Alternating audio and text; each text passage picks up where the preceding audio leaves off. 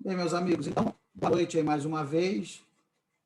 Primeiramente, eu gostaria de agradecer a presença do professor Rodrigo Aiosa, que está aí prestigiando o nosso evento, né? A Aiosa já é um amigo que já está sempre contribuindo aí com as atividades da Casa da Pesquisa Operacional, né? E agradecer também a presença dos demais, né?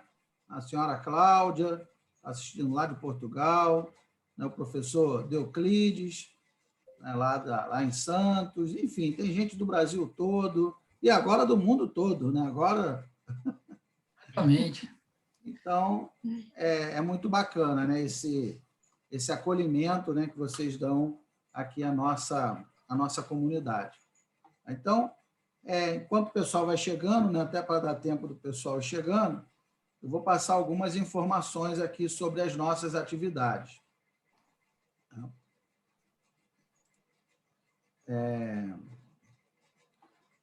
Bem, esse aí é o nosso site, nós temos um site, né, www.casadapesquisaoperacional.com.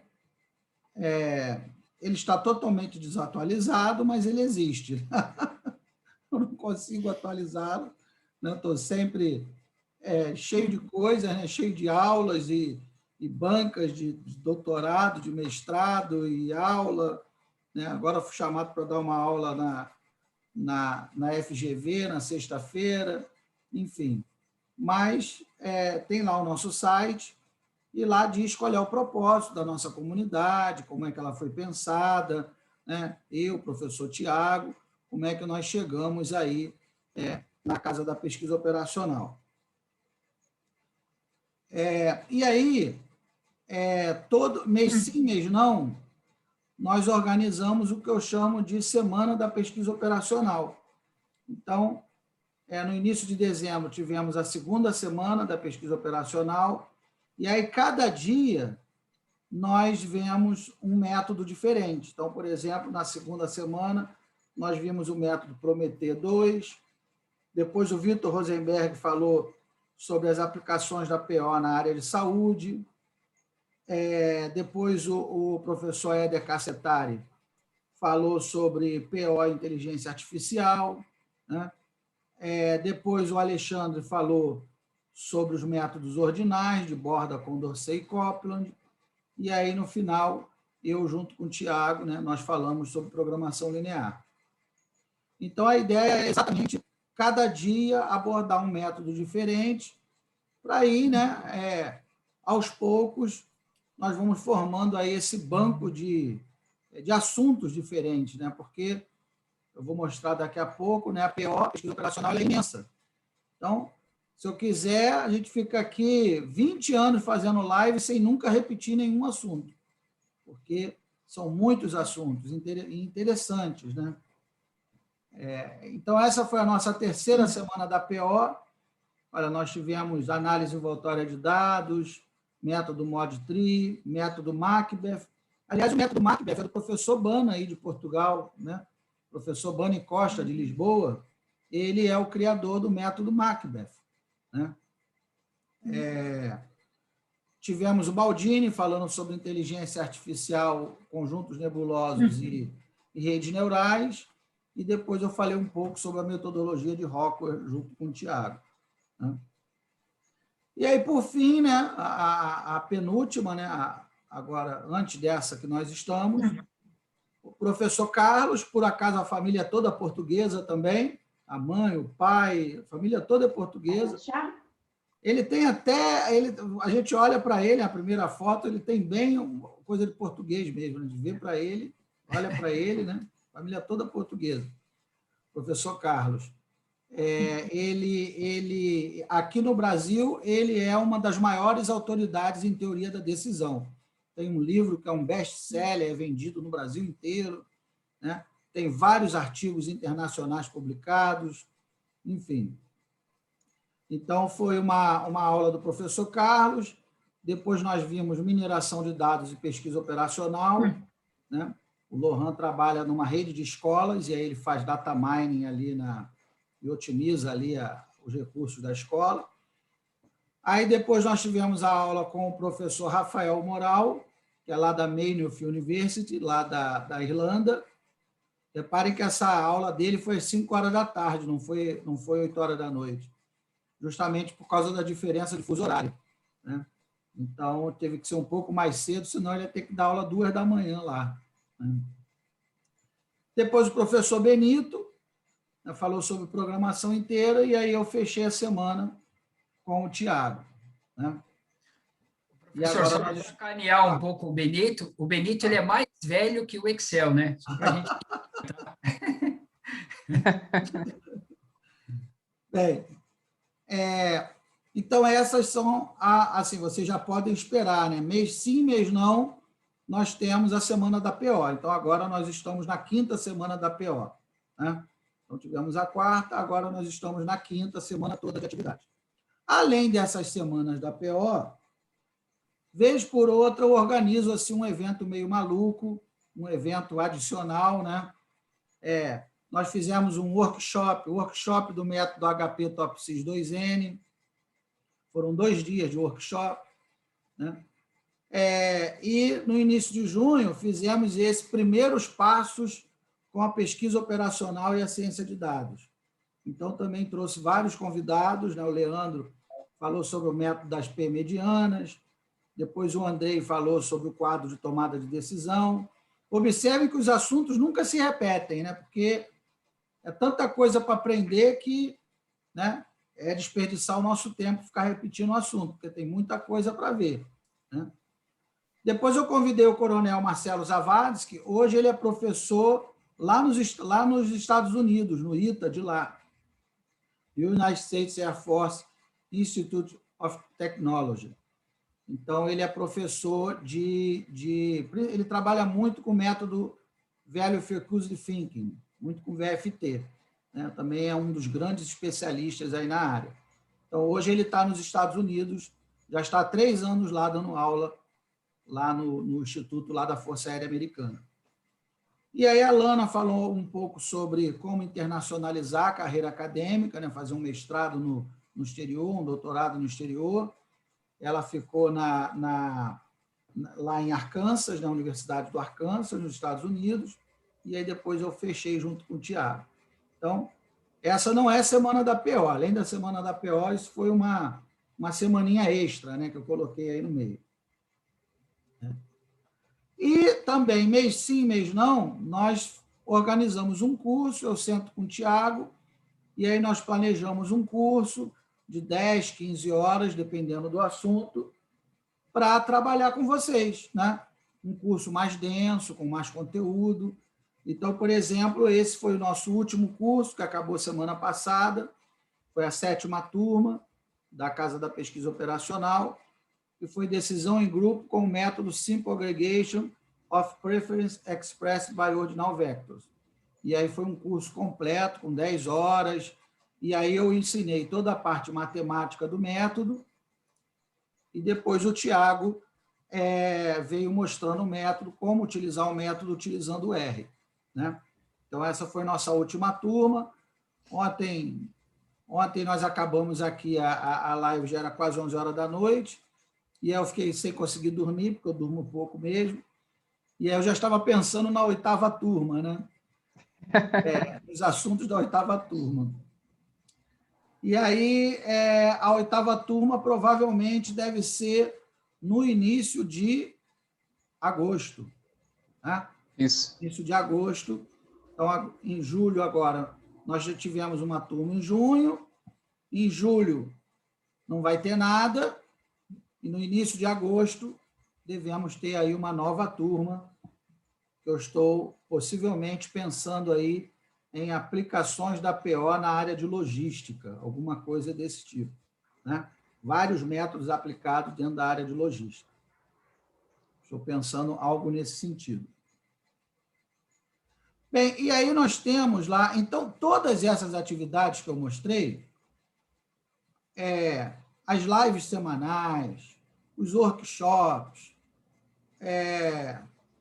semana da PO, todas essas aulas estão lá no nosso canal da Casa da Pesquisa Operacional no YouTube.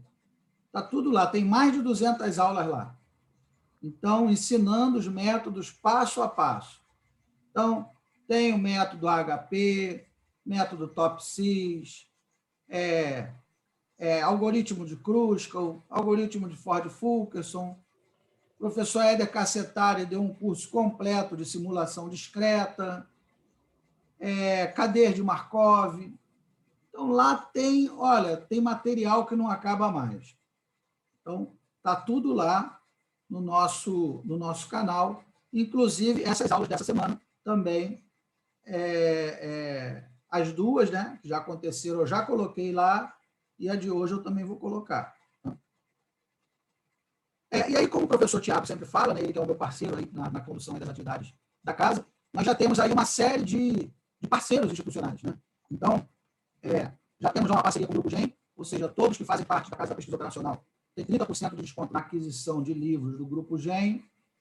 Temos uma parceria lá com o professor Baldini também, que falou ontem, a aula já está lá no YouTube. Então, nos cursos do professor Baldini, no Instituto X, né?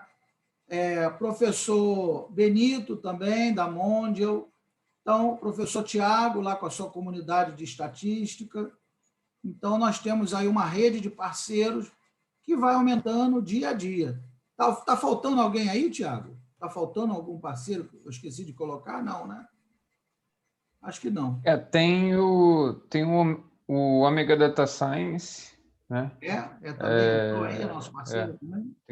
Tem o Omega Data Science também, o pessoal lá da UFPR, professor Valmes, professor Wagner, professores titulares da UFPR, né? Tá Iniciativa bom, bem legal também. Beleza, depois eu pego contigo e acrescento aqui. Bem, essa aí foi a nossa aula de grafos. Eu não sei por que o pessoal gosta de grafos, né? Grafos é sempre um sucesso, né? Então, nós demos um primeiro módulo de teoria dos grafos, já demos, esse, se eu não me engano, foi em setembro do ano passado, e aí demos um segundo módulo agora esse ano, né? Eu já estou preparando já um terceiro módulo de teoria dos grafos.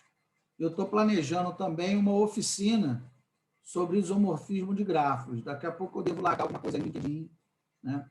Alguma divulgação aí avisando sobre a oficina. Esse aí é o nosso canal lá no Instagram. Então, vez por outra, eu marco alguma coisa lá também, né? Um bate-papo lá. Esse que está aí foi um bate-papo com o Antônio, né? Ele explicou como é que ele conseguiu publicar vários artigos, inclusive um internacional, utilizando a pesquisa operacional, né? Depois eu chamei o Alex, que falou sobre a aplicação do apoio multicritério à decisão em seguradoras. Ele não só aplicou o HP no problema lá onde ele trabalhava, nos dados do problema, como a solução que ele propôs foi implementada pela empresa, né? Foi efetivamente... Então, eu convidei para contar um pouco dessa experiência dele, né? Porque essa eu acho que é a maior satisfação do pesquisador, né? Ele propor uma solução, estudar um problema e a sua solução efetivamente ser aplicada, né? Ser aplicada para resolver o problema. Eu acho isso muito legal. Bem, esse aí é o nosso grupo no Telegram. Eu vou mandar o link aqui para vocês também. Então, esse é o nosso principal canal de comunicação. Então, por aí, eu e o Tiago, nós mandamos os links das lives, nós mandamos descontos em curso, vagas de emprego, vagas de estágio, freela, né? Às vezes aparece um freela, precisa fazer alguma coisa, 10 mil para fazer, 5 mil, a gente coloca lá no nosso grupo. E para tirar dúvida também, né? Eventualmente tem uma dúvida sobre o PO, sobre estatística, o pessoal conversa entre si, né? Então, é um grupo interessante para fazer o networking. Então, como o professor Tiago sempre fala,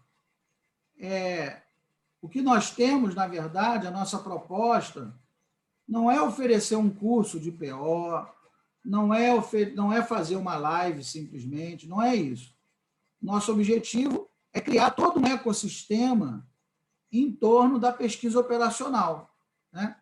Então, seja você atuante, né? Seja você trabalhador do mercado, seja você da academia, seja você alguém que queira aprender o assunto, né? Então, nosso objetivo é agregar todo mundo que quer aprender um pouco sobre o PO, né? E aonde que nós podemos aplicar esses métodos. Porque hoje, o fato isso é fato. Se você quer aprender PO hoje, só há uma maneira. Se você fizer um mestrado ou um doutorado numa universidade pública. Não há outro caminho possível para você aprender PO, né? Não há pós-graduação lato sensu, não há cursinho de extensão de PO, não há. A única maneira, o único caminho de se aprender PO no Brasil hoje é fazendo um mestrado ou um doutorado em PO numa universidade pública. Nem nas privadas não tem, pelo menos não que eu conheço.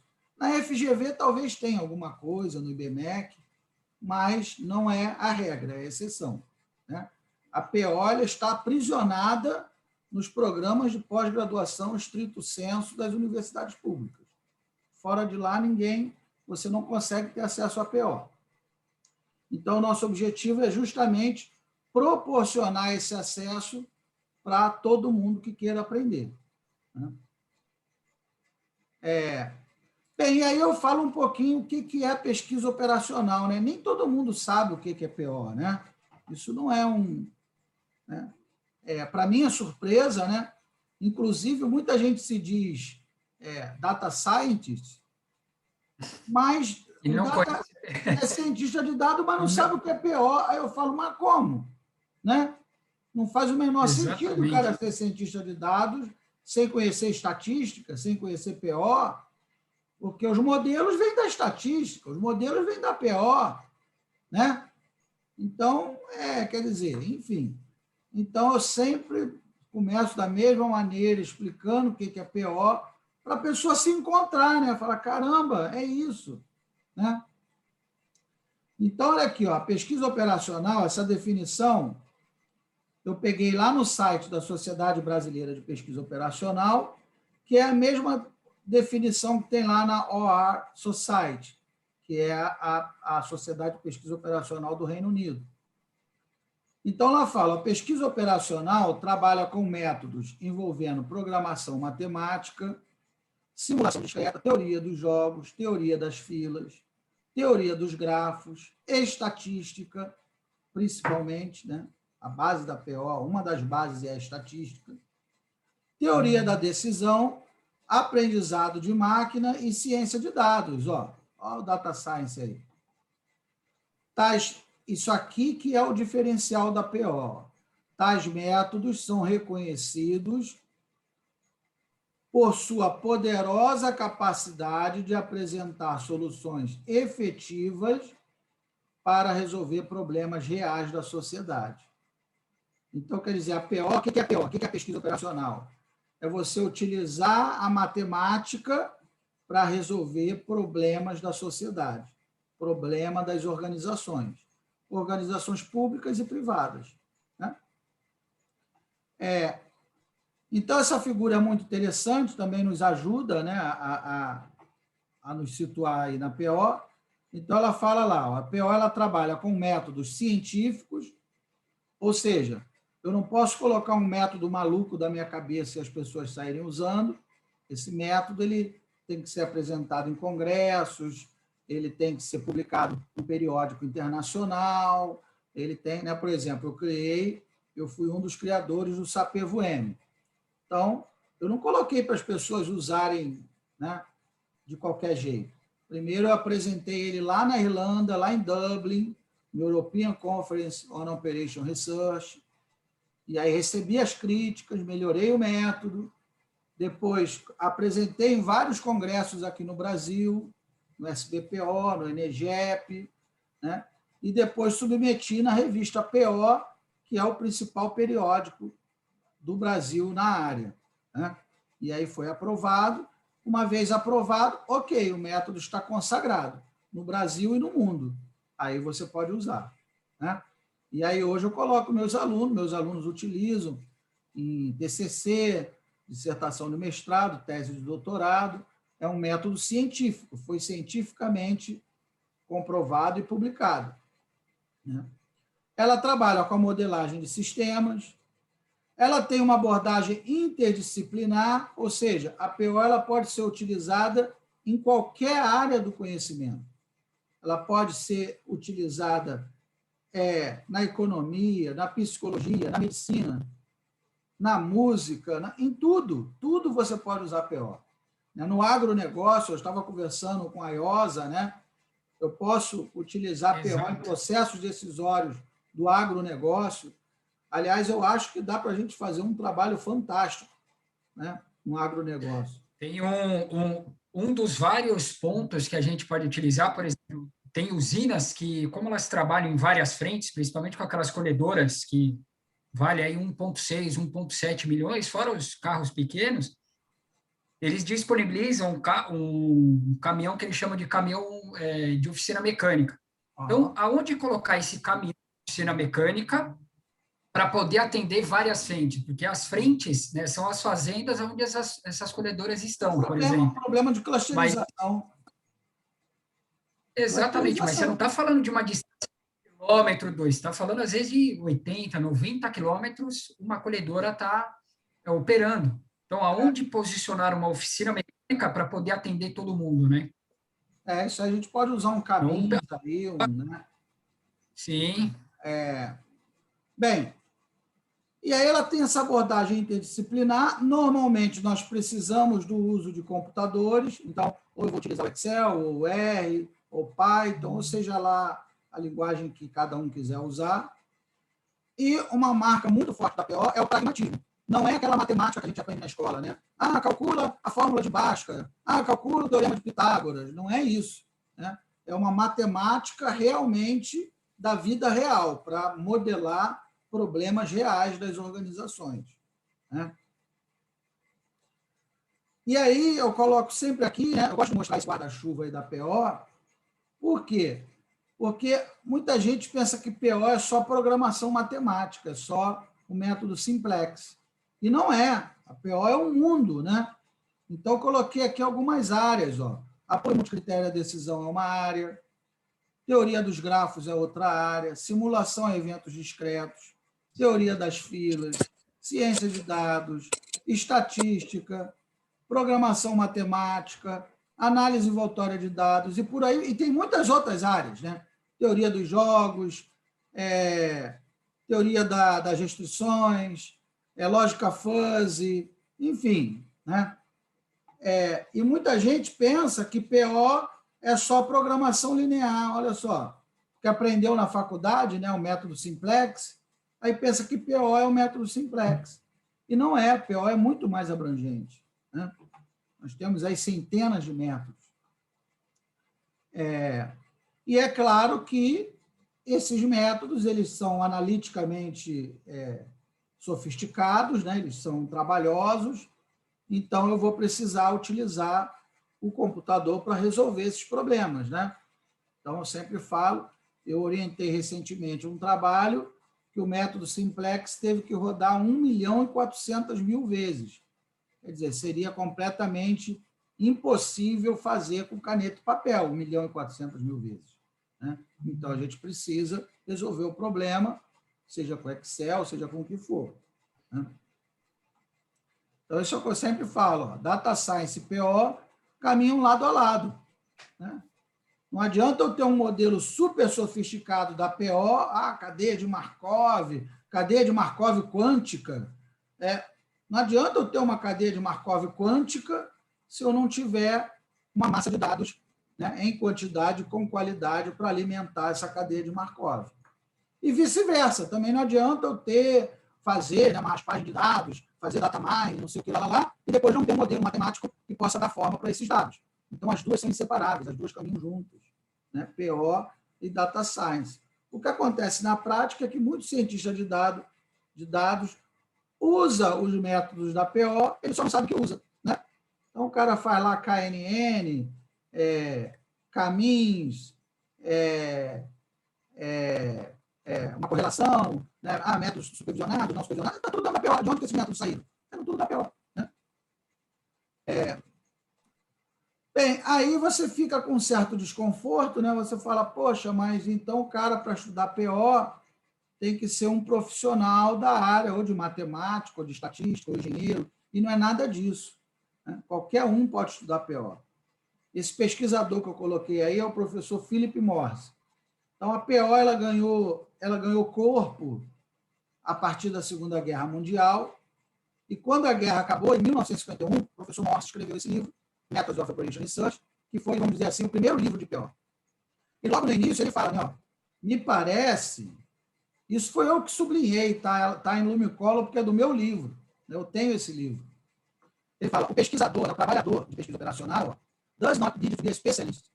Quer dizer, não precisa ser um especialista num ramo particular da ciência. Ele não precisa ser, né?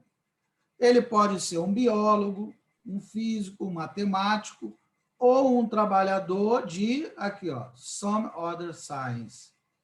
Trabalhador de qualquer outra ciência, né? E aí eu sempre cito o exemplo, né? Em dezembro do ano passado, dezembro de 2020, eu participei de uma banca de doutorado que a candidata era uma pedagoga que propôs um modelo matemático para avaliar as universidades federais. E pedagoga, né? Quando eu fiz o meu mestrado em PO, há mais de 10 anos, na minha turma havia um médico cardiologista. Eu estava fazendo mestrado, ele estava fazendo doutorado. Médico cardiologista. Então, é isso. Então, a PO é o nosso lema aqui na Casa da Pesquisa Operacional. A PO é para todo mundo. É para o empresário, é para o funcionário público, é para o professor, é para o comerciante. Qualquer um pode utilizar a pesquisa operacional. O professor Rafael Moral, lá na Irlanda, né? Ele é biólogo de formação. Ele é biólogo, mas fez o mestrado, o doutorado em PO, né, em estatística, e hoje é professor lá na Irlanda de PO. Então, e é biólogo, né? Então, PO é para todo mundo. E aí, finalmente, entramos aí na nossa 5ª semana da PO, né? A semana do Apocalipse Excel. Então, o Aiosa, ele se enfiou num problema, ele se enfiou numa enrascada agora. Porque na segunda-feira e na terça-feira, o Benito e o Baldini ontem, olha, eles quebraram tudo, sabe? Foi um negócio assim de maluco. Ontem foram 3 horas que o Baldini ensinou ontem, machine learning, né? Ô, professor, posso roubar a palavra um minutinho? Pode, claro. Olha, parece ser uma pergunta ofensiva, mas não é longe de mim querer ofendê-los e ofendê-las de qualquer maneira. Mas, por mais simplista que seja essa pergunta, há uma complexidade excedora, tá? Todo mundo aqui, eu gostaria que respondesse isso ali com sim ou não no bate-papo. Todo mundo sabe somar no Excel? Não sei. É uma pergunta... Olha, eu fico até com medo de responder qualquer coisa. Quando vocês perguntam, eu já sei que vocês querem me sacanear. Né? Então, Todo mundo sabe somar? Então, assim, pô, todo mundo vai dizer que sim, pô. Ok. Mas aí, se tivermos... Agora, olha, dentro dessa pergunta, olha um problema que a gente pode ter. Aí já vem a pior. Tem uma única coluna. A gente tem uma única coluna no Excel, tá? Vamos definir ali como coluna A, só que todos esses números, ok, eles estão em texto. Aí ficaria fácil, a gente forma ele em número, ok, multiplica por 1, enfim. A gente faz todas essas atividades que a gente já conhece, transforma aquilo em número e bate lá um autossoma e pronto. Só que a brincadeira é o seguinte, é não transformar isso em número. Eu vou ter uma cadeia de... Olha a mutreta. Eles estão em texto. Já tem uma mutreta aí. Vamos lá. Já vindo do Aiosa até uma dúvida já. Tranquilo. Então, assim, pessoal, o porquê que eu coloco sempre essa brincadeira assim no Excel? Por mais simplista que seja essa pergunta, a gente, nos últimos anos, aí eu conversei já muitas vezes com o professor Marcos, converso sempre com o Benito, a gente perdeu um pouco aí, devido a inúmeros vídeos na internet, a essência do Excel, que ele é uma ferramenta poderosíssima. Eu vou mostrar um pouco aqui para vocês alguns exemplos disso que eu estou falando. Lógico, a PO, ela, né, exige aí uma análise de um volume enorme de dados. E a gente sempre tem essa primeira barreira no Excel, fala, não, o Excel só suporta 1 milhão de linhas, mas eu, quando tenho uma base Excel com 400 mil linhas, o Excel trava, demora para abrir, demora para fechar, então a gente tem todos esses problemas. Uma coisa que eu vou mostrar a vocês hoje, primeiro é mostrar ali um pouco dessa capacidade que o Excel tem de trabalhar com grandes volumes de dados. E depois como que a gente organiza um fluxo de trabalho para que ele possa ser bem satisfatório aí para nós, tá? Então, por enquanto é só isso, tá? Vamos lá, já vamos começar. Então, eu coloquei o Aiosa nessa furada, né? Porque já falaram o Benito e o Baldini, então hoje vai ser o Aiosa, né? E aí depois vem o Trovato e o Gatti, que estão na maior furada ainda. Né? E o Éder, né? Esqueci de falar do Éder. Bem, tá, meu LinkedIn aí, ok. Então, vamos lá. O que você prefere, Aiosa? Você prefere que eu fale na parte... Por mim, tanto faz. Na parte teórica do problema do ponto de equilíbrio, você prefere que eu explique e aí depois você mostra os cálculos na planilha, ou você prefere mostrar direto? Professor, se for aí do agrado, eu mostro aqui primeiro e depois você fala da parte teórica. Eu posso mostrar essa parte e mostro também alguns pormenores aqui do Excel. É bom que você aproveita o tempo para falar mais do Excel, que é a nossa proposta. Isso. Né? Porque senão acaba que eu fico quase uma hora explicando o método e aí você fica com o tempo mais apertado. Então, tá bom. Então, vamos direto para o Excel. Tá bom? Tá. Então, a primeira... Deixa eu só compartilhar minha tela aqui com vocês. Espera aí.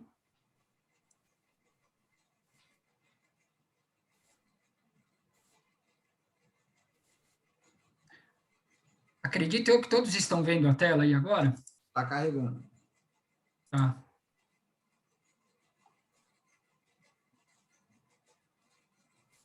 Foi. Foi? Foi. Então, pessoal, esse aqui é meu LinkedIn, que eu já coloquei aí para vocês aí no chat, tá? Então, a primeira coisa que eu quero colocar aqui a vocês é quando, né, são as limitações do Excel em relação a trabalhar com linhas, a trabalhar, né, analisando uma grande quantidade de linhas dentro do Excel, tá? A primeira grande barreira que eu ouço de boa parte dos usuários é que ele só tem 1 milhão de linhas, ou um pouco mais de 1 milhão de linhas, e eu não consigo trabalhar aí com bases grandes. Um tempo atrás, eu fiz um post aqui no LinkedIn, que eu fiz ele enxergar mais de 150 milhões de linhas através do Power Query. Então, o meu arquivo original, tá? Ele era um TXT, ele tinha mais de 12 gigas, e eu, né, fiz a leitura através do Power Query, e esse arquivo de 12 gigas, ele caiu para 460 megas. Então, aqui são alguns prints da tela, tá?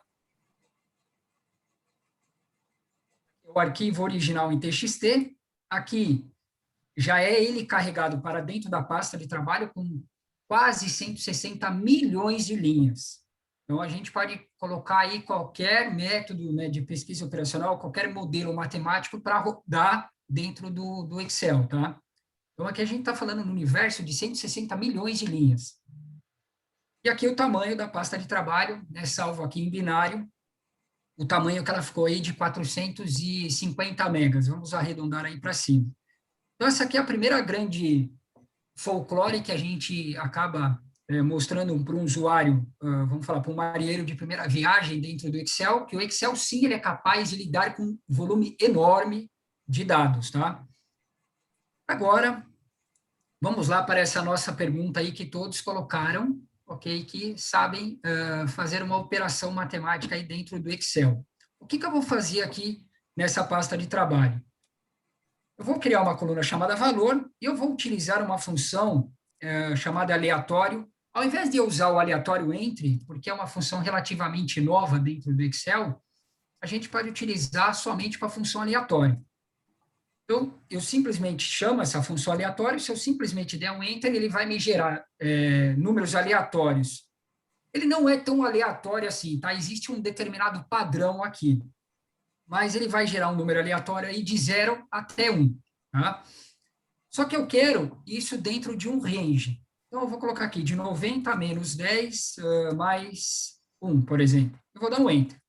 Então, aqui ele gerou números aí aleatórios, tá? Com várias casas decimais. Se eu quiser limitar essas casas decimais, eu utilizo a função moeda e um argumento opcional da função moeda são as casas decimais, e aqui eu simplesmente vou dar Enter. Por que eu fiz isso aqui de uma maneira proposital?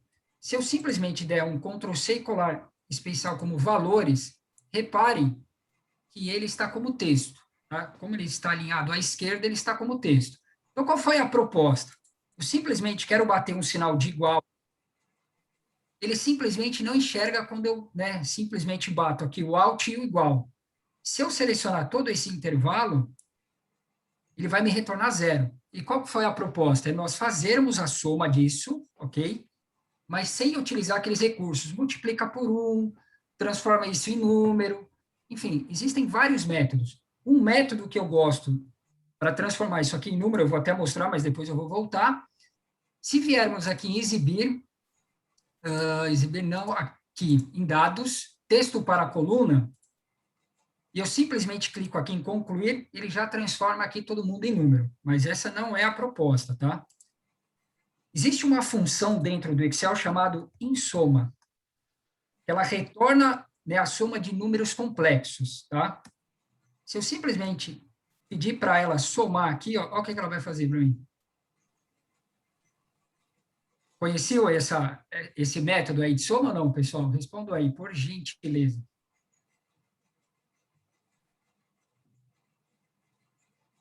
Eu simplesmente digitando a função insoma dentro de um número, dentro de uma cadeia de números que ele está como texto, ele me traz a soma dele. Ó. Essa é uma brincadeira que a gente faz dentro do Excel, realmente para começar a quebrar alguns paradigmas, tá? Ou, né, entre aspas, limitação que a ferramenta tem. E, assim, até hoje eu não conhecia a ferramenta, eu não conhecia o limite da ferramenta, eu conhecia o meu limite, tá, para com as entregas que a ferramenta tem. Mas limites, seja ele de cálculo, seja ele de qualquer coisa, até hoje eu não conheci, tá? Dúvidas, pessoal, até aqui? Quer que volte? Quer perguntar alguma coisa? Fiquem à vontade.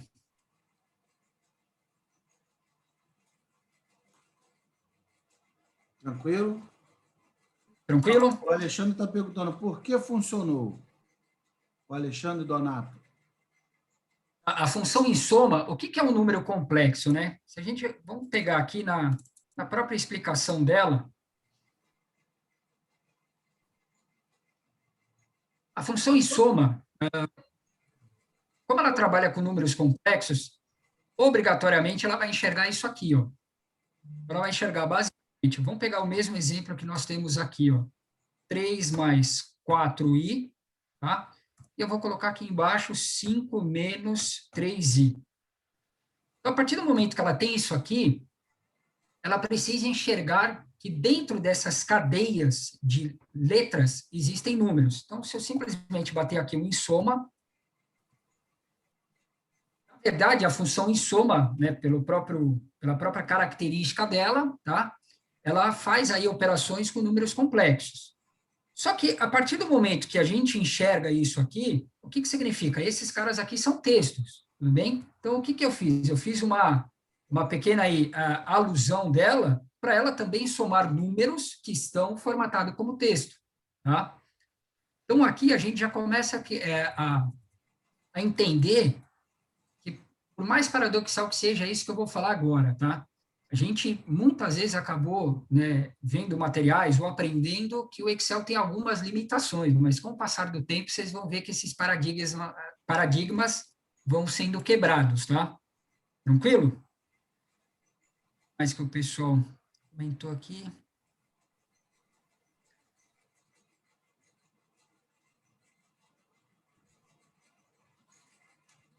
Exatamente. Então, assim, já que ela enxerga que a função em soma ela é feita para somar números complexos, que logicamente eles estão como texto, então eu acabei aí utilizando também para fazer essa alusão aí, tá? Em relação a isso. Uma outra coisa que eu quero mostrar a vocês, aqui na minha barra de tarefas, ó, aqui de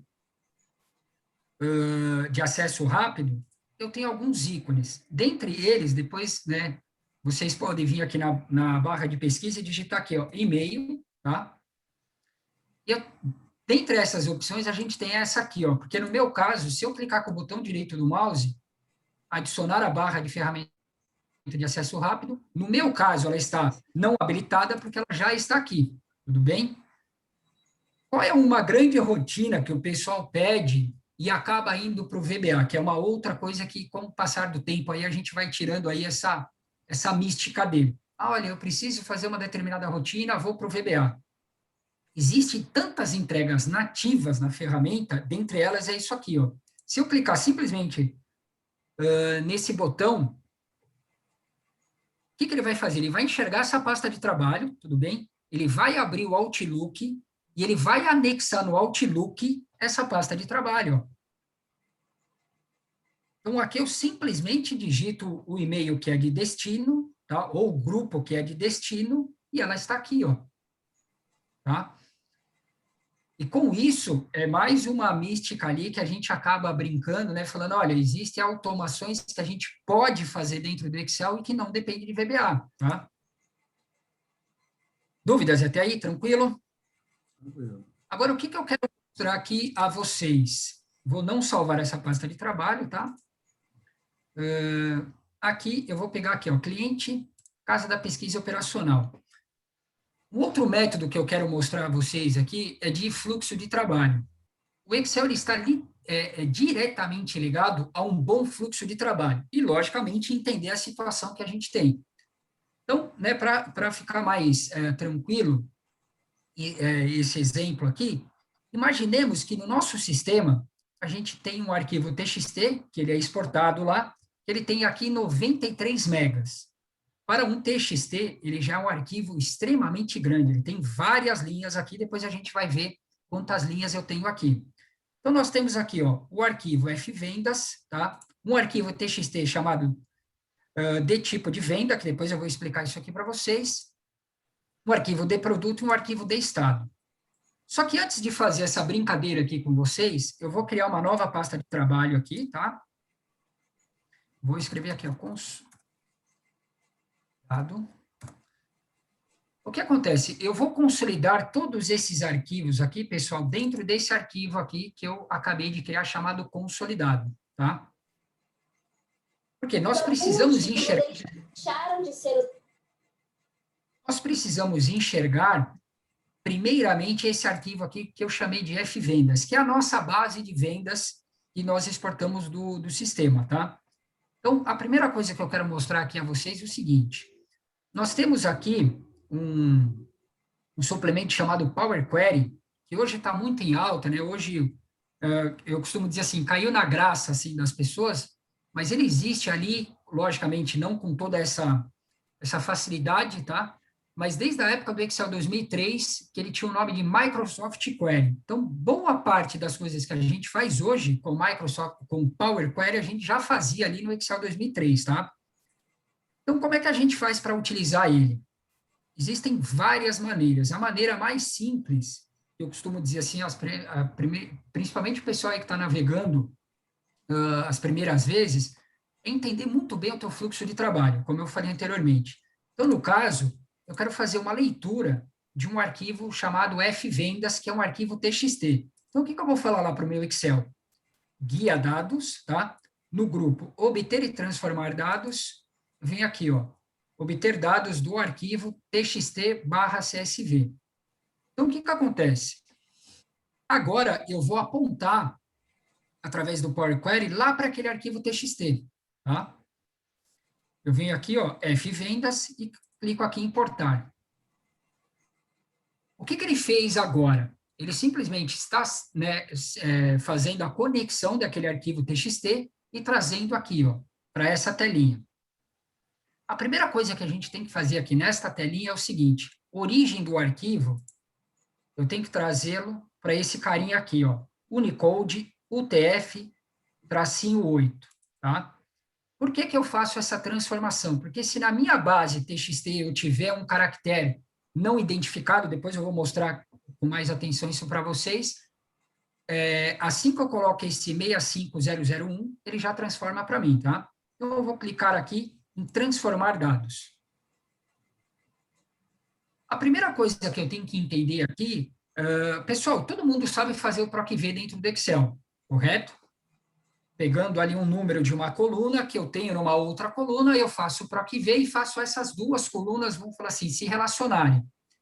A partir do momento que a gente tem esse conhecimento básico do PROC-V, a gente já consegue trabalhar com relação entre as tabelas, tudo bem? Só que antes de eu prosseguir, eu preciso transformar esses dados aqui de uma maneira que eu possa trabalhar. O item mais importante dentro do Power Query é o tipo de dado dele. O que eu quero dizer com isso? Primeiro eu vou cometer um erro aqui e depois eu vou mostrar a vocês, tá? Só que aqui, pessoal, o que a gente tem que reparar no Power Query é o seguinte. Eu tenho aqui o arquivo CSV, que eu estou, né, apontando lá para o meu caminho, e depois o nome do arquivo. Aqui o delimitador dele, ele já trouxe como o pipe aqui, e o número de colunas. Só que repararam que a primeira linha aqui está como cabeçalho, então o que eu tenho que fazer? Clico aqui nas opções da tabela, usar a primeira linha como cabeçalho, tá? Reparem o seguinte, este número aqui, como que eu identifico que ele é uma data? Lógico, além de eu já ter preparado o arquivo, eu já, né, por padrão, se eu olho um número com 5 dígitos e que ele está aí na casa dos 43 mil e depois tem esses padrões assim um pouco parecido, eu já desconfio que isso pode ser uma data. Então, o que acontece? O que a gente aprende aí, na grande parte, aí nos grandes canais aí no YouTube? Simplesmente eu clico aqui nessas opções aqui de tipagem dos dados e venho aqui e seleciono data. Não está correto isso? O que vocês acham? Sim ou não? Respondam aí para mim, por gentileza. Vocês acham que isso vai dar certo? Não vai dar certo? O que vocês acham?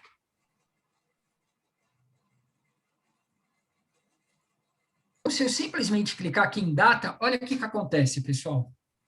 É uma outra coisa que eu sempre comento com alguns alunos ou com o pessoal que tem um treinamento comigo.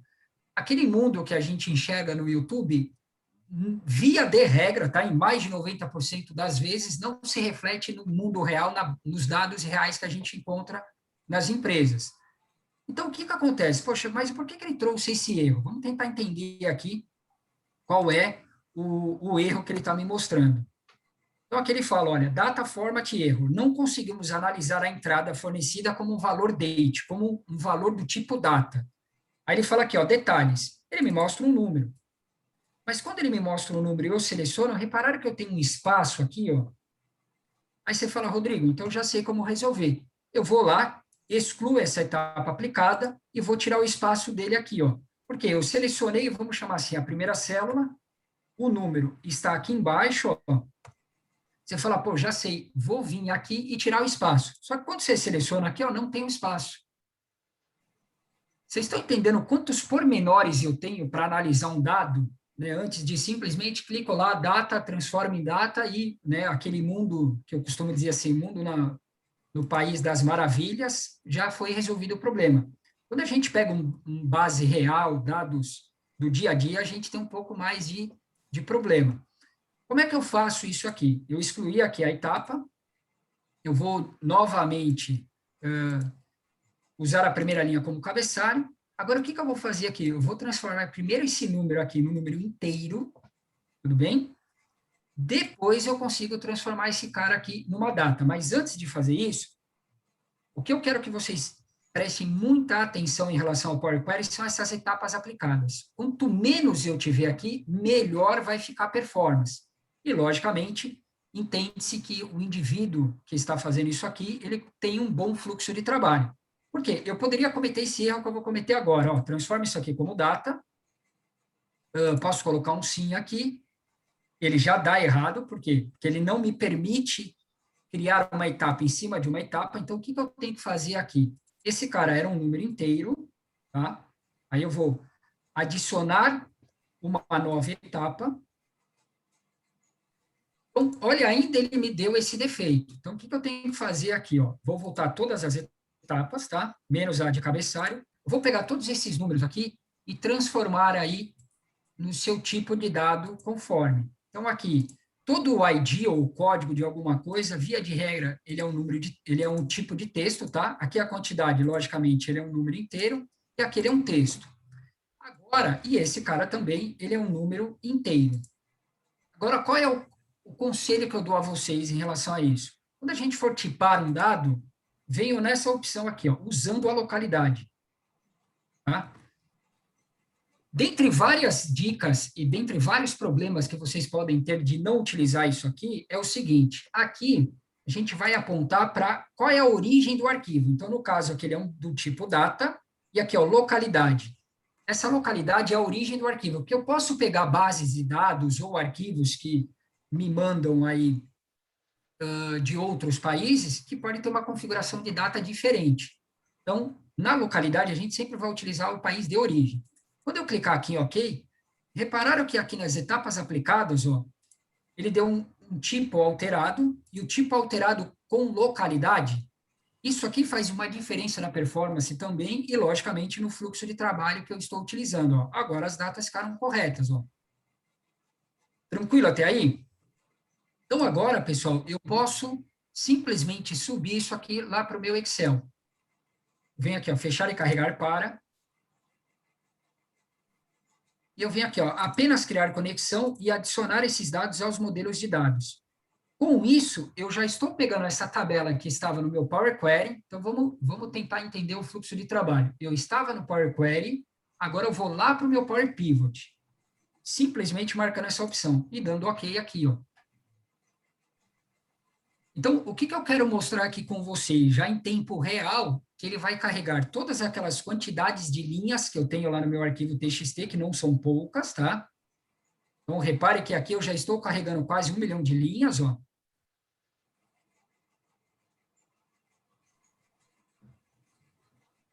Eu poderia ter gravado um vídeo, ou ter já isso pré-pronto aqui, mas não seria, vamos falar assim, acho que honesto com vocês para mostrar o quão o Excel ele é capaz de fazer esse tipo de fluxo de trabalho, tá? Então, olha lá, pessoal. Eu carreguei para o Excel mais de 2 milhões e 700 mil linhas. Aí eu vou salvar essa pasta de trabalho e eu vou fechar aqui, ó. Qual uma outra coisa que eu quero que vocês entendam? Quando a gente está trabalhando com dados, um volume grande de dados dentro do Excel, eu não preciso descarregar toda essa base, né, nas linhas das planilhas, porque eu posso trabalhar de outras maneiras. Por que eu quis mostrar aqui para vocês, né, voltar aqui na pasta? Olha, o meu arquivo TXT, ele tem 90 megas. O arquivo que eu estou lendo, este carinha de 95 megas, ele tem nem 10 megas. Ó. Entenderam o quão performático ele já está aqui? Ó? Eu ainda nem salvei isso aqui em binário, tá? Vocês acham que vai diminuir alguma coisa se eu salvar essa pasta de trabalho aqui em binário ou não? O que vocês acham? Porque, via de regra, quando a gente salva em binário, ele tem uma grande aí, diferença, ok? Então, ó, arquivo, salvar como... este PC. Eu vou salvar, lógico, no mesmo lugar, só que eu vou mudar o formato aqui para binário. E vou dar salvar. Se viermos aqui na nossa pasta,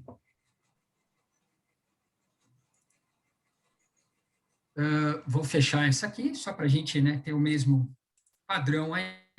Pessoal, olha que interessante. Quando nós carregamos aqui via XLSX, tudo bem?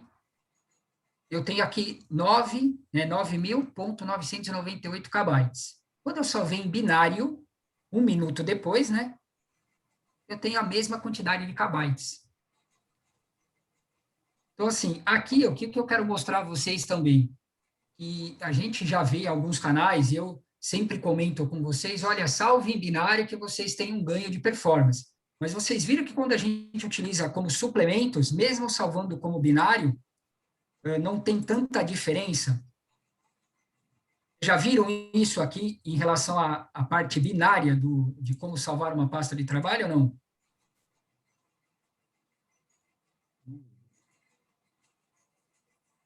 Eu nunca vi. Agora, pessoal, o que eu quero, né, mostrar aqui a vocês? Então, vamos entender o que a gente tem aqui, ó. Vamos trabalhar com o nosso arquivo lá, o binário mesmo, tá? Então, vamos entender o seguinte. Nós temos até agora a pasta de trabalho do Excel com aquele arquivo TXT. Mas temos um pequeno problema ainda. É o seguinte, poxa, eu não sei as colunas que eu tenho aqui dentro desse meu arquivo, mas se eu posicionar o mouse aqui, ele pode me mostrar as colunas. Então, eu tenho uma coluna data, uma coluna código da unidade federativa. Pô, mas beleza, eu tenho um código da unidade federativa.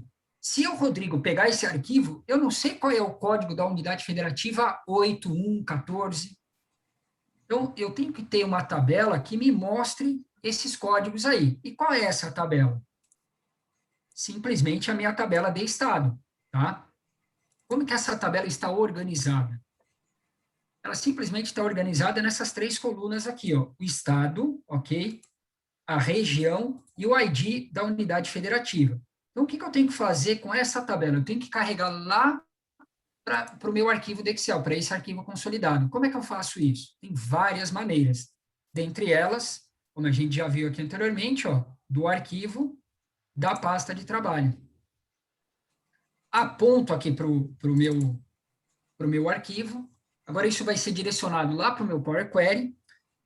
Só que aqui eu quero que vocês se atentem ao seguinte. Aqui, pessoal, eu tenho um detalhe de extrema importância. Apesar da sua simplicidade, mas é de extrema importância a gente entender isso. Aqui, com essa linha em azul, eu tenho a tabela e aqui tenho as planilhas, ó, daquela minha pasta de trabalho. Via de regra, é sempre bom a gente apontar para a tabela, tudo bem? Então, no caso, eu vou apontar para essa tabela e carregar dados aqui.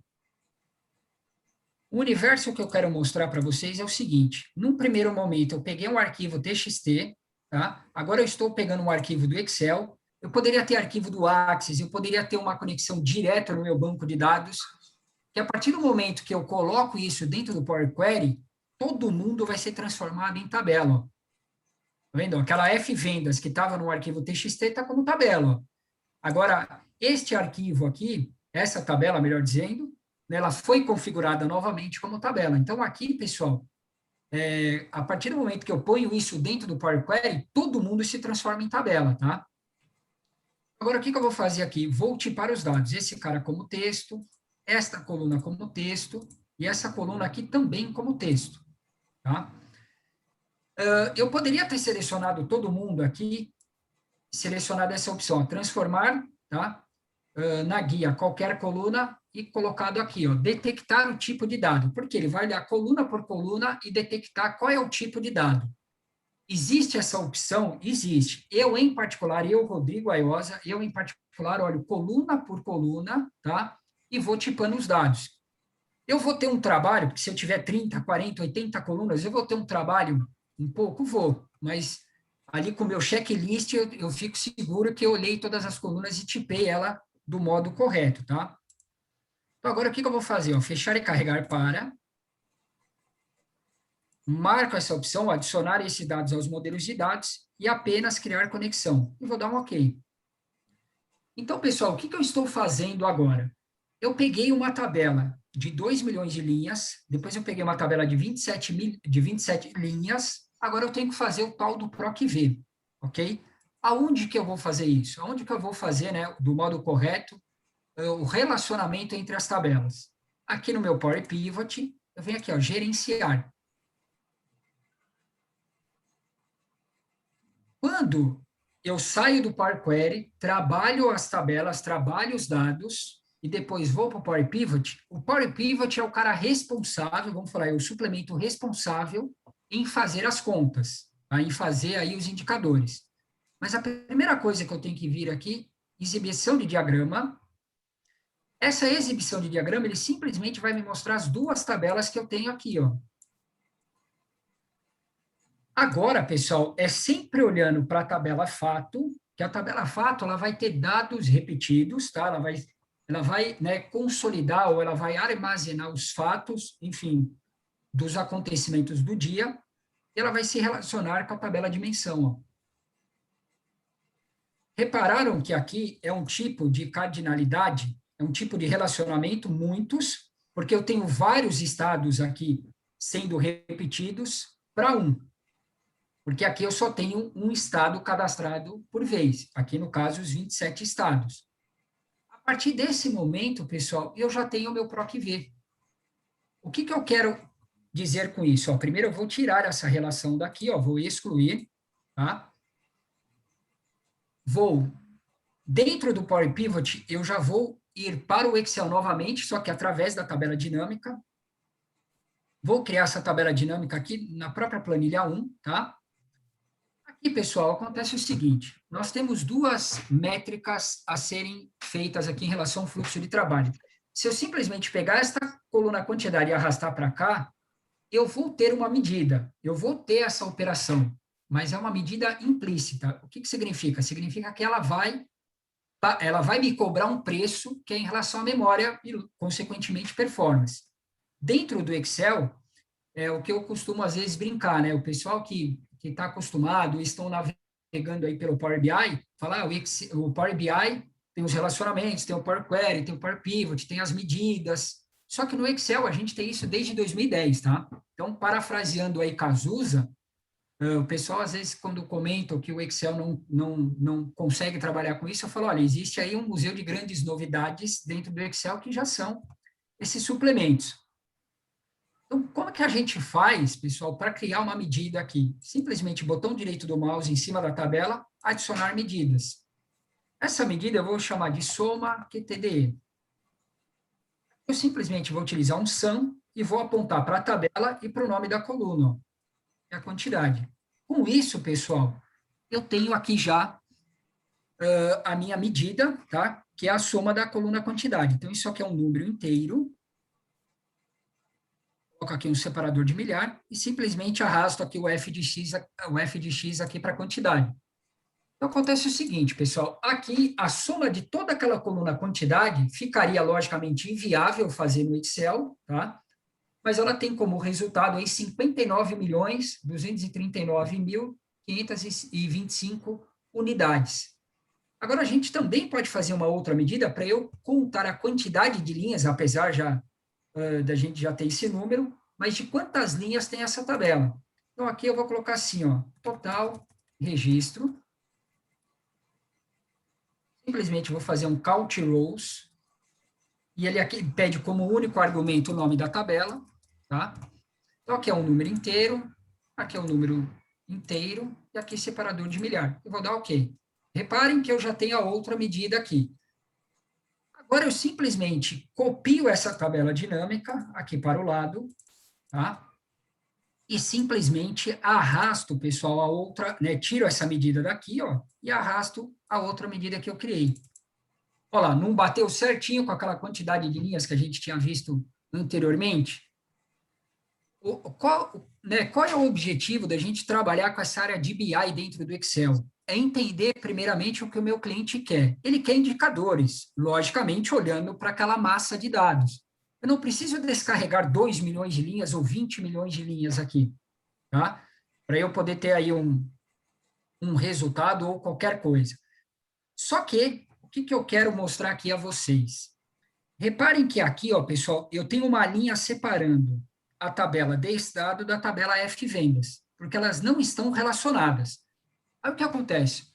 O professor ele fala, Rodrigo, tudo bem, eu já sei, cara, que a sua soma total, tá? Vamos até arrastá-la para cá. A sua soma total deu esses 59 milhões. Mas e se eu quiser saber a soma por região? O que acontece? Se a grande maioria das pessoas vierem aqui arrastar a região para cá, olha o que vai acontecer. Ele vai trazer o mesmo número para todo mundo, só que ele vai me dar um alerta aqui, ó. Relações entre as tabelas podem ser necessárias. Ele é bem educadinho ainda, né? Ele fala, olha, que pode ser necessária, mas é extremamente necessário. Então, ó, vamos voltar aqui, ó, na guia Power Pivot, gerenciar. Agora eu voltei aqui para a minha telinha do Power Pivot, tá? Vale ressaltar, caso vocês não enxerguem essas tabelas aqui, ó, se vocês clicarem aqui em exibição de diagrama. Agora, o que eu vou fazer aqui, ó? Código da unidade federativa, vou arrastar para cá, ó. E agora, simplesmente, eu vou fechar esse carinho, ó. Repararam que os valores foram atualizados, ó? E agora eu vou fazer uma pergunta a vocês. Eu tive que digitar alguma função aqui dentro da célula do Excel, igual a soma, igual a conte valores, igual a soma Cs. Eu tive que digitar isso? Respondam aí para mim, por gentileza.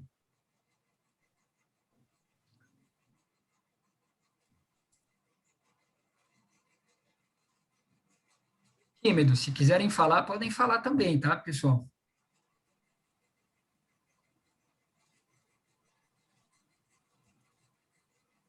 Então, uma outra coisa que eu quero colocar aqui a vocês, por mais paradoxal que seja isso que eu vou falar agora, mas quanto menos fórmulas e funções eu utilizar dentro do Excel, mais performance eu vou ter, através das medidas. Então, toda ou qualquer operação que eu tiver que fazer, eu faço por aqui, ó. Ó, eu já criei 2 tabelas aqui, já criei algumas medidas, vou salvar essa pasta de trabalho, vamos ver o tamanho dela aqui, ó. Se eu vier aqui em arquivo, informações, olha o tamanho dela, pessoal. Nós estamos, vamos contextualizar onde como nós estamos trabalhando. Estamos trabalhando um arquivo TXT, ok, de mais de 90 megas, que tem possivelmente aí quase 3 milhões de linhas, e olha o tamanho da planilha, olha o tamanho da pasta de trabalho, melhor dizendo. Eu garanto que 2 músicas que vocês tenham no celular já ultrapassa esse tamanho aqui, tá? Só que agora vem uma outra pergunta. Nós temos aqui também nessa tabela aqui de vendas o código do produto. Como é que eu faço para ter o código do produto? Pessoal, simplesmente guia dados, obter e transformar da tabela da pasta de trabalho. De produto, dou um clique duplo nele. O que acontece? Aqui, repare que ele não tem tabela, tá vendo? Ó? Então, eu sou obrigado a apontar para a planilha 1, porque ela está localizada aqui, e eu vou clicar aqui, ó, transformar dados.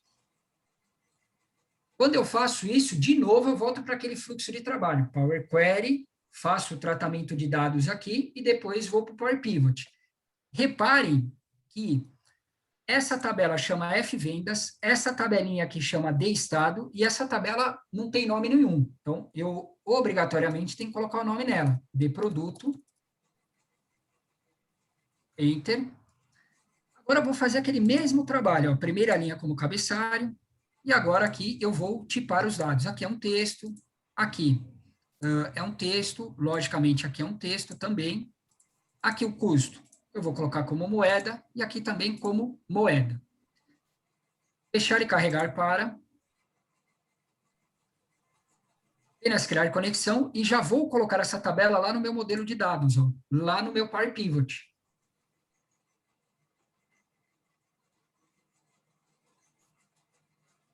Então, se eu vier aqui, ó, Power Pivot, gerenciar, ó a minha tabela de produto aqui, tá vendo? Tá? Aí eu venho aqui, ó, exibição de diagrama, e simplesmente vou fazer o quê? Código do produto com ID do produto. Aqui é um detalhe super importante que eu quero colocar para vocês. Eu posso ter nome de colunas diferentes? Eu posso. Eu só não posso ter tipos de dados diferentes na mesma coluna. Se isso aqui fosse um texto, isso aqui fosse um número, eu teria problema, tá? Aí a gente vai para uma outra parte aí. É de boa prática essa coluna chamar código de produto e essa coluna chamar ID de produto? Eu, em particular, acho que não, porque fica um pouco desorganizado. Mas não tem problema estrutural a gente fazer isso, tá? Aí, simplesmente, eu vou fechar aqui, ó, e simplesmente, quando eu clico aqui na dinâmica, ó, eu vou excluir todas as tabelas dinâmicas que eu tenho aqui, tá? Vou salvar esse arquivo. Aí você fala, poxa, Rodrigo, você perdeu todo o trabalho, perdeu aquelas 2 medidas, eu vou até fechar para não falar que está salvo aqui de uma maneira obscura, tá? Deixa eu abrir aqui a outra pasta.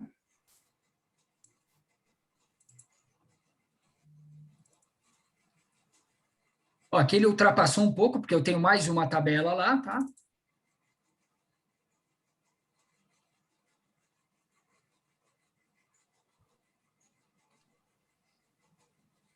Se eu vier aqui, ó, guia dados, eu já tenho aqui nas minhas consultas e conexões, todas as tabelas aqui. Ó, já tem as minhas 3 tabelas, tá?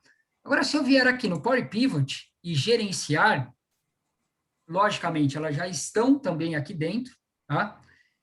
E repare uma coisa, pessoal. Se eu clicar aqui em F vendas, olha aquelas 2 medidas que eu criei.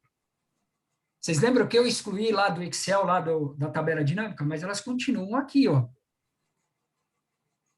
Pessoal, alguém quer comentar alguma coisa? Querem que eu dê uma olhada aqui no chat para... Não, tá tranquilo. Deixa eu ver. Tranquilo? O Alexandre Donato, ele comentou, ó, entendi. A função foi feita para números complexos, mas também funciona para números formatados como texto. Exatamente. Euclides comentou aqui, infelizmente não existe Power Query para o Mac.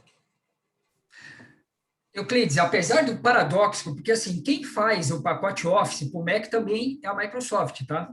E eles simplesmente não disponibilizaram, eu não sei por quê. Eu até hoje, para mim é uma incógnita que eu não entendo por que eles não colocaram essa facilidade lá também, tá?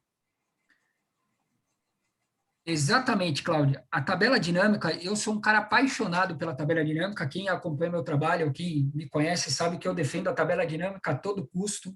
E ela faz maravilhas, tá? Ô, pessoal, a tabela dinâmica, ela faz o quê? O que vocês acham? Eu vou mostrar algo para vocês que provavelmente vocês não vão encontrar em lugar nenhum em relação ao material disso na internet, tá? O que a tabela dinâmica faz? Ela faz conta, certo? Será que ela faz ETL também ou não? O que vocês acham? Imaginemos aqui, ó, aqui eu tenho o mês, tá? Vou colocar aqui um exemplo relativamente simples, de janeiro até dezembro, e aqui eu vou colocar produto 01. Então, o que acontece? Quando nós temos os dados assim, ó, disponibilizados dessa maneira, isso aqui são dados, pessoal, não colunares, tá? Um Ctrl+C, colar especial valores. O que acontece? Deste modo que esses dados estão, eu não consigo fazer nenhum trabalho na tabela dinâmica. Então, normalmente, o que a gente faz? Vamos falar assim, os marinheiros aí de primeira viagem, ou o pessoal que já viu alguma coisa em relação ao Power Query. Eu disponibilizo esses dados no Power Query, tá? Eu simplesmente tenho que identificar o que são dados colunares e não colunares.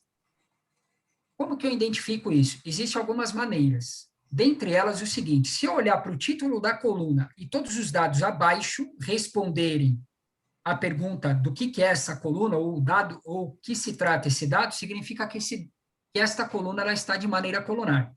Vou dar o exemplo. Mês. Se em todas as linhas abaixo eu tiver nome dos meses, pô, significa que ela está colunar. Agora, se eu olhar aqui, ó, produto 1, eu tenho o número 801. Gente, eu não sei se isso é o tamanho do produto, se isso é o peso, se isso é a quantidade, se isso é o valor. Então, quando eu tenho essa dúvida, eu não posso falar que esses dados estão colunares. Então, como é que eu faço isso? Aponto para a tabela, desculpa, para a coluna colunar, que os dados estão de maneira colunar, e eu venho aqui, ó, transformar outras colunas em linhas.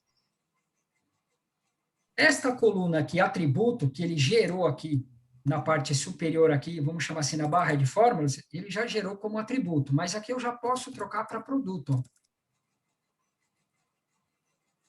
Agora, o que acontece? Ele já está de maneira colunar, porque aqui eu tenho os meses, aqui eu tenho o nome dos produtos, e aqui eu tenho o valor desse produto aí.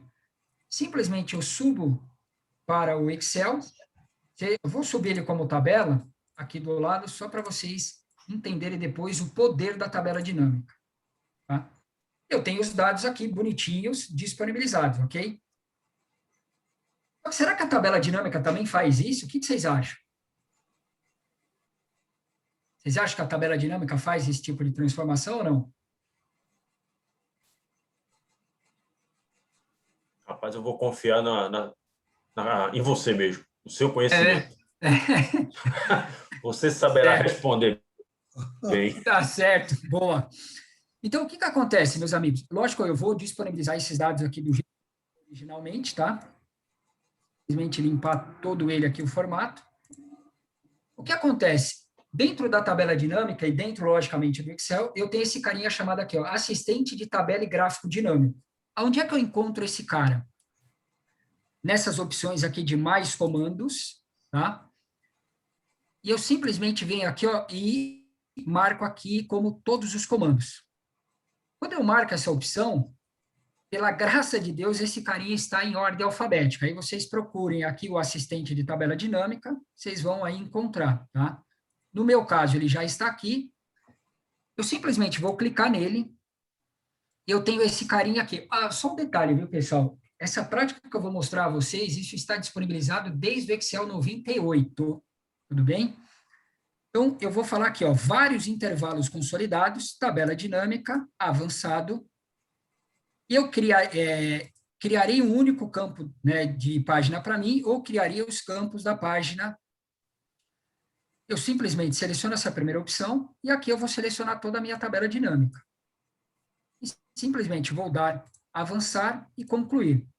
Aí você fala, pô, Rodrigo, você está de sacanagem comigo. Você simplesmente criou a mesma coisa, certo? Só que se eu desmarcar aqui, ó, linha e coluna, e posso tirar esse página 1 aqui, eu tenho só esse resultado. Agora vem a parte mais complexa desse fluxo de trabalho. Simplesmente eu vou dar um clique duplo com o meu botão primário aí do mouse. Olha lá. Nada nessa mão, tá aqui, ó. Então, é o que eu quero trazer para vocês, algumas coisas assim do Excel. Quando a gente olha fluxos tradicionais de trabalho, eu posso estar muito errado nisso que eu vou falar, mas 90% dele já existe em versões bem anteriores, tá? E a gente não precisa de VBA para um determinado fluxo de trabalho ou uma solução. Vocês já tinham visto isso aqui em algum... Pessoal?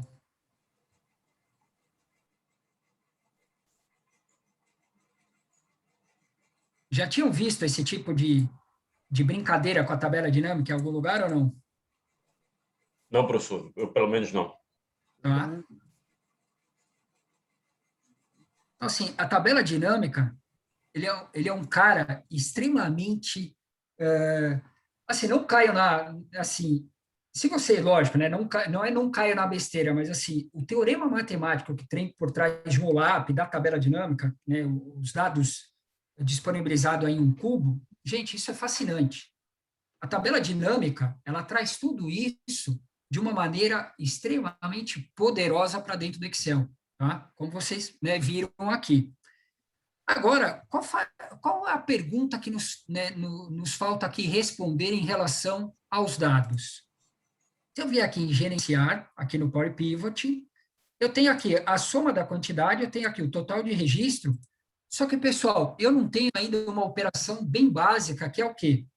Eu olhar para a coluna do código do produto, tá? Para a coluna da quantidade, por exemplo, o produto 532. Eu tenho que olhar aqui, procurar o 532 e ver qual é o preço de venda ou o preço de custo dele. Eu preciso fazer essa operação matemática e, logicamente, trazer para todo mundo. Como que eu faço isso? Eu simplesmente aqui dentro do Power Query, ou do Power Pivot, eu vou escrever assim, ó, receita bruta, essa parte superior, deixa eu só dar um zoom aí para vocês, deixa eu só aumentar aqui, e aqui, ó, receita bruta, aqui ele me pede 2 pontos e depois igual, e eu vou colocar assim, ó, SumX. O que são essas funções terminadas em X? Significa que ela vai olhar linha a linha da minha tabela e vai fazer a operação que eu preciso. Então, quando eu dou um Enter aqui, ele me pede 2 argumentos. Basicamente, a tabela, que é a minha F-vendas, tá? E a expressão. A expressão aqui é o seguinte, eu chamo o related, e ele vai falar, olha, o que é o related? Ele vai perguntar qual é a tabela, tá, que eu quero, e coluna que eu quero retornar, desde que eu tenha ela relacionada com a F-vendas. Então, no nosso caso aqui, nós temos 2 tabelas já relacionadas. A de produto e a de estado. No caso, o que eu quero? Eu quero pegar a coluna de produto, da tabela de produto, de venda. Fecho o parênteses dela aqui e faço isso aqui, ó, vezes a quantidade.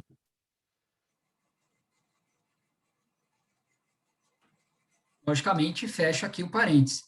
Então, com essa função, o que eu estou fazendo? Basicamente, um PROC-V lá na minha tabela de produto, e, logicamente, na coluna, e multiplicando pela coluna F-vendas quantidade, tá? E vou dar um Enter. Aqui, pessoal, eu vou fazer até uma explicação lá dentro do Excel para a gente também entender como que nós... não é que nós fomos enganados de como fazer multiplicação no Excel, mas existe um modo muito mais performático, tá? Eu simplesmente vou fechar aqui e é o que eu vou mostrar aqui para vocês. O que nós aprendemos quase aí na nossa caminhada, né, com o Excel? Se eu tenho aqui, ó, o valor unitário, eu tenho aqui a quantidade e eu quero o valor total. Então, 12,56 vezes 7. Então, o que nós aprendemos? Aí, aqui eu tenho 32,47, aqui 9 unidades. Aprendemos isso aqui. E isso aqui, vezes isso. Aí, depois a gente vem, segura e arrasta. Quem já passou por isso, que tem uma tabela muito extensa, ou tem uma grande quantidade de linhas, começa a dar problema, começa a ficar lento a pasta de trabalho. Alguém já passou por isso ou nunca passaram? Me digam aí, por favor.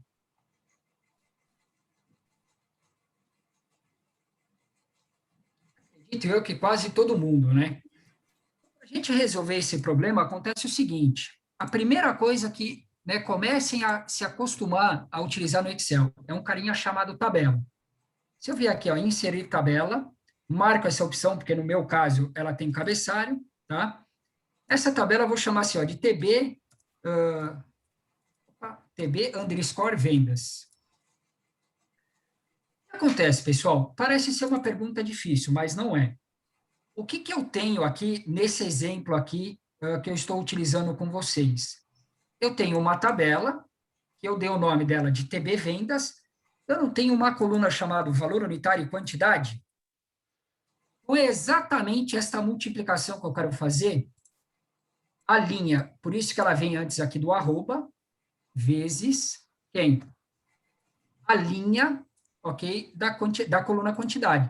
Quando eu der um Enter, ele já vai escrever aqui para mim na segunda linha, só que repararam que ele escreveu a mesma função? O que ele está fazendo, na verdade, aqui? Agora a gente vai para um outro exemplo aqui. Se eu fizer isso aqui igual, pegar toda esta coluna e fizer vezes toda esta coluna e em...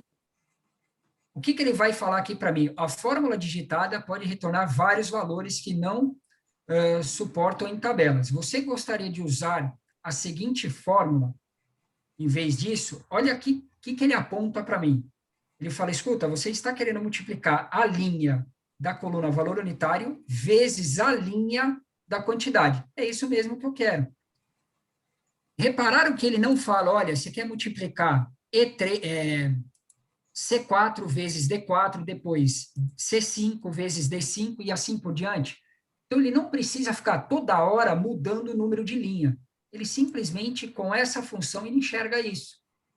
Isso que a gente está fazendo aqui foi o que nós fizemos ali dentro do Power Pivot, utilizando aquela função DAX. Dúvidas nessa brincadeira aqui, nesse conceito aqui de tabela? Não, professor, ficou claro. Tranquilo? Então, assim, e, ó, detalhe, essa tabelinha aqui, ela existe, né, não com o nome de tabela, mas sim com o nome de lista, desde o Excel aí, 2003, foi que eu comecei a explorar bastante. Eu não me lembro agora se ela existe em versões anteriores, mas que eu comecei a trabalhar muito com esse conceito foi no Excel 2003. E eu vou falar para vocês, eu não me arrependi até hoje, viu? Tá? Professor, tem uma pergunta aí no chat. Opa. Esse procedimento aumenta a velocidade de processamento da tabela? Muito. Nós, a partir do momento que a gente começa a trabalhar com tabela, a gente está trabalhando com um conceito. Vocês lembram daquele tal de chuveirinho dentro da matemática? Que era mais ou menos isso aqui, ó. Você tem aqui o conjunto A, aí você tem o número 1, 2 e 3. Você tem o conjunto B.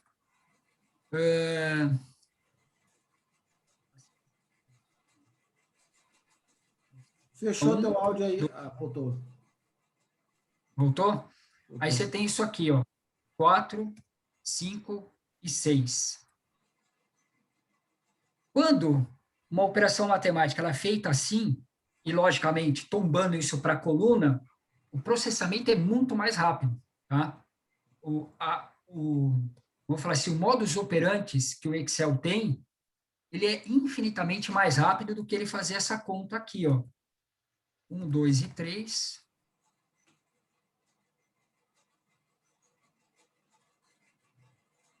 eu fizer isso aqui e mandar o Excel fazer isso aqui, ó, vezes isso, aqui, logicamente, a gente não vai pecar em performance, porque a gente tem 3 linhas. Mas você já imaginou o Excel toda hora ter que mudar esse número aqui? Para 400 mil linhas, 500 mil linhas? Aí volta aquela pergunta que eu fiz anteriormente. Quem já não passou por problema de começar a multiplicar as coisas numa coluna no Excel, o Excel trava, fica branco? Provavelmente alguém já, né, já passou por isso. Só que vocês estão vendo que aqui, ó, eu estou fazendo a mesma multiplicação, só que eu estou fazendo, cara, no universo de 2 milhões de linhas. Aí você fala, pô, beleza, professor, mas e agora para eu ter os indicadores? Para eu ter o total de produto, o total de quantidade, etc, e etc. A partir do momento que eu tiver as minhas tabelas relacionadas, olha lá, elas estão relacionadas.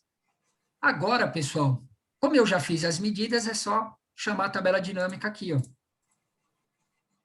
Aqui ainda, pessoal, eu não utilizei, até pelo tempo aí, a tabela de calendário, mas a gente pode utilizar em uma próxima oportunidade. O que acontece? Eu tenho aqui, ó, receita bruta, o total da receita bruta. Ah, eu quero a receita bruta por região. Tá aqui, ó. Eu quero a receita bruta e a quantidade por região. Olha lá. Aqui é a soma da quantidade, né?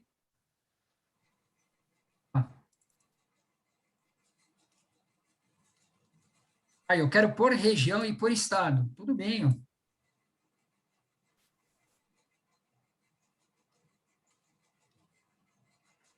Dúvidas, pessoal? Bom, professor, o senhor vai me matar, que eu tomei quase todo o teu tempo aí, hein? Não, pode tranquilo, cara. A estrela aqui é você, pô. Imagina. Então, pessoal, o que eu quis colocar... Ah, vamos salvar, lógico, né? Para a gente entender o tamanho desse arquivo aqui. 10 megas. Ou por que eu foco muito nisso? Porque, pessoal, a gente está trabalhando no universo de 2 milhões de linhas. Ah, podia trabalhar com 4, 5, 8, 15. Não ia ter muita diferença, tá? Mas, olha, eu posso fazer toda a operação que eu quiser aqui, ó. Ah, eu quero saber isso por um campo de data qualquer.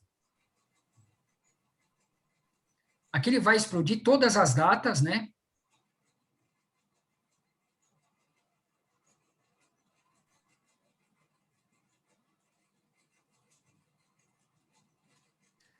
Aqui, por que ele demorou desse jeito? Porque aqui não foi criado uma tabela chamada de calendário. Eu vou explicar o conceito dessa de calendário e depois eu vou fazer lá no Power Pivot, lá no Power Query. Mas, ó, reparou que ele já distribuiu tudo aqui para mim, ó, por ano, por trimestre, por mês. Olha lá. Qual é o coração? Quando a gente olha lá no Power BI, a gente vê aqueles gráficos lindos, maravilhosos, eu clico lá, ele pula, ele salta, aquelas cores maravilhosas. Mas qual é o coração de todo painel e ou todo estudo? É isso aqui, ó. Se você errar um estudo desse, ou errar um conceito ali de PO nisso aqui, seu painel vai estar errado. Ele pode estar lindo, maravilhoso, mas ele vai estar inconsistente. E aqui, ó, eu tenho pessoal, qualquer tipo de análise que eu quiser fazer. Ah, eu quero saber por categoria. Ah, eu quero colocar categoria no filtro. Tudo bem, ó. eu não quero colocar categoria no filtro, eu quero colocar categoria numa segmentação de dados. Então, por exemplo, eu tenho aqui a descrição do produto e a categoria.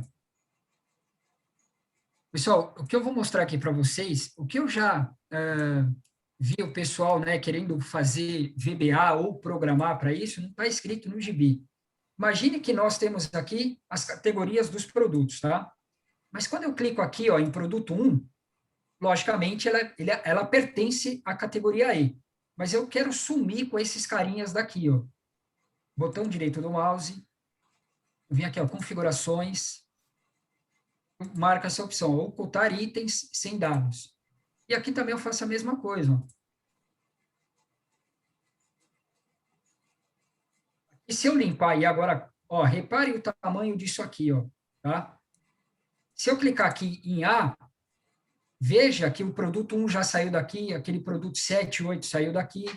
Por quê? São produtos aqui que pertencem somente à categoria A.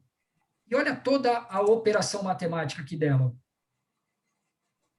Categoria B. Olha lá, categoria C. E, logicamente, aqui são só os produtos, tá? Que eu tenho da categoria. Por que eu trouxe essa alusão de categoria e descrição do produto? Porque é aquela velha premissa lá da teoria dos conjuntos. Aqui eu tenho um conjunto e aqui eu tenho um subconjunto deste carinha aqui. Eu posso fazer isso também, pessoal, para estados, tá? E região, ó, região, estado. Então, o que eu tenho aqui, ó, região centro-oeste. Aqui eu só vou ter as regiões, ou desculpa, os estados da região centro-oeste. Olha lá, região nordeste. Olha a visão cubular que eu posso ter desses dados aqui, ó. Eu quero da região nordeste, de todos, né, os estados, eu quero do produto B, tá? E eu quero saber a venda desses produtos aqui, ó. Esse produto, desse e desse produto. Olha lá. Ou ao contrário também, se eu quiser saber de todos os produtos, menos esses 3 primeiros aqui, o que eu posso fazer? Pressiono Ctrl, tá? E marco ele aqui, ó. O que eu tenho aqui na minha segmentação de dados? Eu tenho todos os produtos da categoria B, menos esses 3 aqui para a região Nordeste, e, de repente, se eu quero saber para a Bahia. Ó, tá tudo calculado aqui, ó.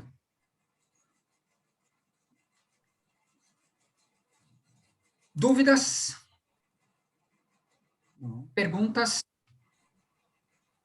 Deixa eu ver aqui. Achei que... Não. O procedimento. Ele coloca aqui, ó, Alexandre Donato perguntou, esse procedimento aumenta a velocidade de processamento da tabela? Muito. A pergunta que eu poderia, vamos falar assim, respondendo a pergunta dele com uma outra pergunta, era primeiramente se eu conseguiria fazer qualquer cálculo, ok, com mais de 2 milhões de linhas dentro do Excel. Então, ficaria inviável, lógico. A segunda, uma coisa que eu gosto muito de fazer, ao invés de eu afirmar algo para vocês, façam um teste, né? Pegue aí uma base qualquer ou criem uma base aí com dados aleatórios de 400, 500 mil linhas. E façam as contas, vamos falar assim, as operações do modo antigo que vocês conhecem.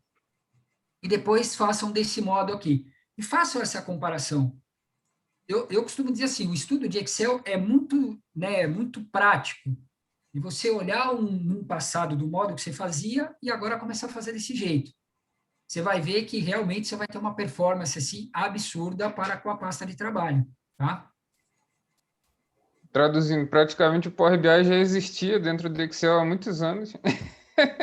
Eles Como só é seu botaram nome? uma carinha bonita e... Como que é seu nome? Tiago. Tiago, exatamente isso. O que é o... Vamos contextualizar. O que é o Power BI hoje? Nada mais é que ele é 3 suplementos. O Power Pivot, o Power Query e o Power View. O Power View aqui no Excel eu nem vou mostrar porque, cara, ele é muito infantil ainda. Mas esses suplementos de BI, eles nasceram dentro do SQL Server Aí, logicamente, não tinha muita aderência. Aí a Microsoft falou, poxa, onde é que eu vou colocar esses 3 suplementos para isso ganhar notoriedade? Não preciso nem falar que foi dentro do Excel, né? Aí, o que acontece? Dentro do Excel, isso foi colocado. Depois, esses suplementos, a Microsoft separou eles e colocou dentro do Power BI. Eu costumo dizer assim, 90% da entrega, ou até mais, 95% da entrega no Power BI hoje, nós temos desde 2010 no Excel. Com isso, com isso não, mas com parte disso que eu acabei de mostrar. A gente tem um fluxo de trabalho, Power Query, para tratar os dados, Power Pivot, para consolidar e relacionar as tabelas e criar as medidas, e depois aqui o relatório de tabela dinâmico. Uma coisa que me desagrada muito, quando ouço o pessoal falar, pô, o Excel vai perder mercado para o Power BI, o Power BI vai substituir o Excel. Eu falo, puta, será que vocês têm tempo de me ouvir contar uma historinha de onde veio o Power BI?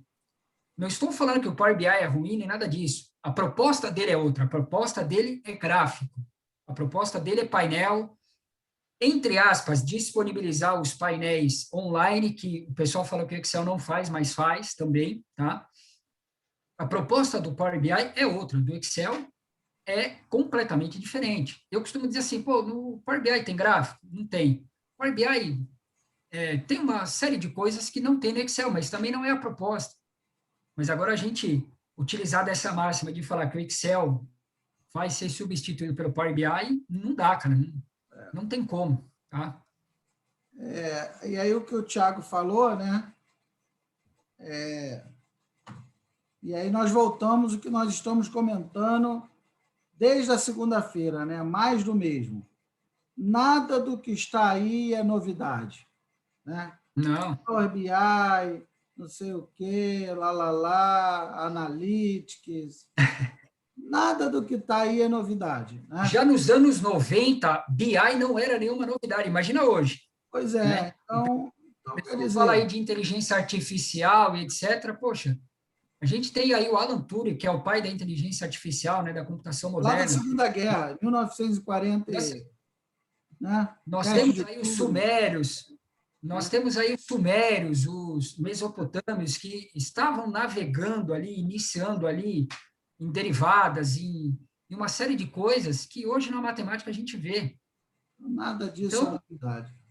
Não, é um museu de grandes novidades hoje, que o pessoal, que algumas pessoas falam, né?